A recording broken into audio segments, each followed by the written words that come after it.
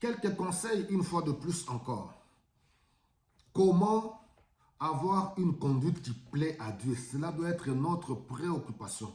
En tant qu'enfant de Dieu, né de nouveau, rempli du Saint-Esprit, et nous sommes appelés à porter le fruit de l'Esprit comme nous présente Galates au chapitre 5, sauf erreur le verset 19.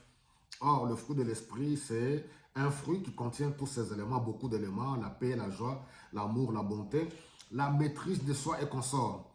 La préoccupation d'un vrai enfant de Dieu, c'est plaire à Dieu, avoir une conduite qui plaît à Dieu. Quand on plaît à Dieu, certes, on ne plaira pas certainement à certaines personnes parce qu'on est dans un monde qui aime le péché. Quand vous vous consacrez à Dieu, vous marchez dans une vie de sainteté, de sanctification, oui, vous allez être un sujet de critique pour qui vous vous prenez, qu'est-ce que vous croyez, et ainsi de suite. Nous lisons 1 Thessaloniciens au chapitre 4, le verset 11. Ayez pour ambition de vivre en paix. Voilà l'ambition. Je dois être un homme de paix, une femme de paix dans ma famille, dans mon environnement, dans l'église, partout où je me retrouve. Je ne dois pas être un sujet de calomnie, un sujet de critique, un sujet de quelqu'un qui divise les gens, un menteur, un colportateur. Voilà, je ne dois pas être quelqu'un qui colporte, je dois être quelqu'un qui marche dans la vérité, qui essaie de réunir les gens, quelqu'un qui ne divise pas, quelqu'un qui ne ment pas, un homme de paix, non pas quelqu'un qui divise. Il continue, il dit, et occupez-vous de vos propres affaires. On est dans un monde de distractions avec les réseaux sociaux. Les gens passent le temps matin, midi et soir de s'occuper des affaires des autres. Ces gens-là, ils ont leur vie, ils ont leurs problèmes. Peut-être ils ont réussi matériellement, financièrement, selon le monde. Vous passez du temps matin, midi et soir de vous distraire. Occupez-vous de votre vie.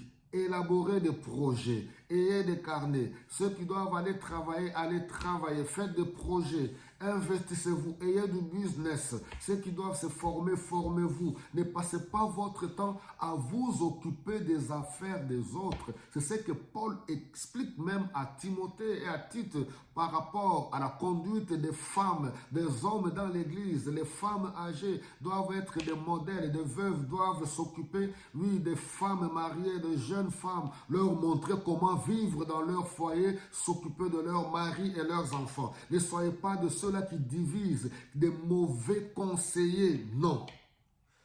Il dit, vous occupez de vos propres et gagnez votre vie par vos propres mains. Travaillez, créez, réfléchissez, entreprenez. C'est ça qui est important. Et cela pousse, cela fait qu'on va plaire à Dieu. Il continue. Comme nous vous l'avons déjà recommandé. C'est ce que Paul dit, regardez, il continue, votre conduite suscitera ainsi le respect des non-chrétiens. Et vous ne serez pas à la charge de personne. Il écrit ici à l'église de Thessalonique et même aussi aux serviteurs. Parce qu'il veut, parce que regardez au verset, il dit, enfin frères, vous avez appris de nous comment vous devez vous conduire pour plaire à Dieu. Certes, vous vous conduisez déjà ainsi, mais maintenant nous vous le demandons et vous en supplions au nom du Seigneur Jésus, faites de mieux encore. Paul veut, dans le Seigneur, Dieu veut que nous puissions aller de mieux en mieux. Paul lui-même, il a travaillé de ses propres mains. Bien qu'il avait le droit de bénéficier des faveurs, parce que c'est le droit, c'est ce que la parole demande. Mais il avait trouvé mieux pour être un modèle, de travailler de ses propres mains pour n'être à la charge de personne. Et cela, c'est un très bon témoignage. Alors, c'est pour ça qu'il dit, ne soyez pas distraits. Ne courez pas derrière les fidèles tout le temps. Voilà, vous devez me donner, vous devez donner à l'homme de Dieu. Bien que oui, les Écritures nous parlent. Là, j'ouvre une parenthèse sur le droit et les devoirs de l'homme de Dieu. Ça, c'est encore un autre sujet. J'ouvre juste une petite parenthèse. Mais un vrai homme de Dieu ne doit pas courir derrière les fidèles. Vous devez me donner. La Bible dit ceci. Non, non, non. Travaillez de vos propres mains. Si les gens sont reconnaissants d'eux-mêmes et qu'ils vous le donnent, gloire à Dieu. Mais sinon, ne soyez pas un sujet de calomnie, un sujet, une pierre d'achoppement au milieu du peuple de Dieu où les gens doivent murmurer, parler à cause de vous. Voilà mes bien-aimés, qu'on soit serviteur établi ou bien tout simplement enfant de Dieu. On est tous membres du corps du Christ. Nous devons avoir une conduite qui plaît à Dieu. Vous savez, les problèmes de famille, comme on le voit sur les réseaux sociaux, Il y a certaines personnalités, certaines personnes, c'est parce qu'elles sont connues. Mais vous ne devez pas vous investir. Les problèmes qu'ils connaissent là, ce sont les mêmes problèmes que nous avons tous dans nos familles, dans nos maisons. Alléluia.